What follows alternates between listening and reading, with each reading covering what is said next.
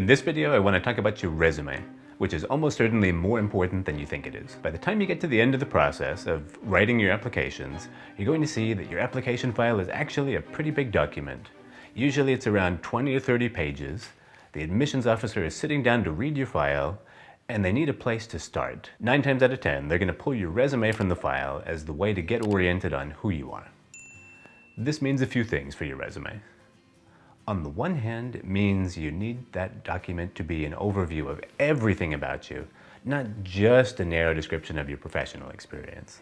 But you need to give due attention to talking about your education, not just where you went and what degree you got, but if there's other things you did, like sports or Greek life or other clubs.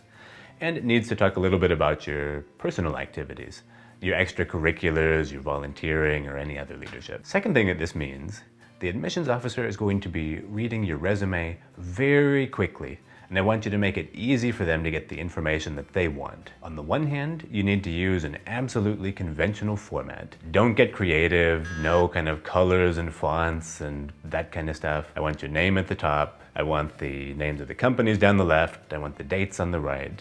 They see so many resumes that if you follow these conventions, they can jump in, jump out, they can get what they want. What you leave out is just as important as what you put in. Usually this means 600 or 700 words. I'm not going to give you an exact rule here, but don't overstuff it. The detailed description of your work experience, that can go off in the application form. You're going to have space for that elsewhere. I want you to have a lot of results in your resume. I appreciate that a lot of the pre-MBA roles are really support roles to some of the more senior professionals in the firm. You may not be the one who's closing the deal with the client personally, so if you don't have some of those hard results, back off and think about other kinds of results that show your success. Maybe you got an assignment where you had an unusually large amount of contact with senior execs at the client. Maybe your company gives awards and you won a truly selective award. You know, not the employee of the month, but if you got an award that the company only awards 1 or 2 each quarter. Even early promotions, things like that. So think hard about the results. I also want you to put in enough detail about how you generated the results. Because if you just drop a big fact on them that you won $2 million of revenue and you leave it at that, they're going to wonder exactly how it happened. It's going to be less credible than if you explain a few of the steps you took to achieve that result. So let them picture you in action. You also need to bear in mind who's the audience for this resume. The admissions officers are very smart, engaged people, but they are not specialists in your field.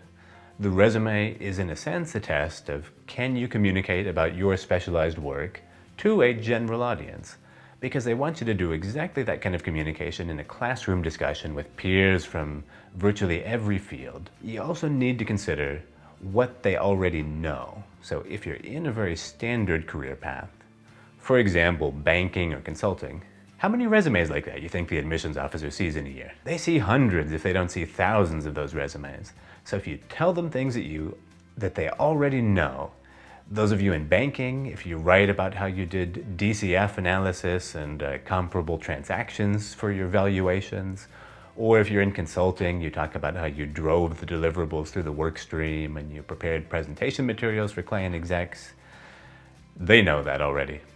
Don't waste their time on that. Cut that out, just jump in on the parts that are actually unique to you. About your education, you can keep this short.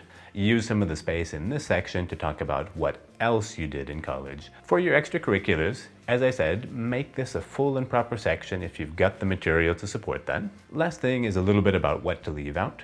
So a couple of common things we see in resumes that we always cut are some of these professional certifications.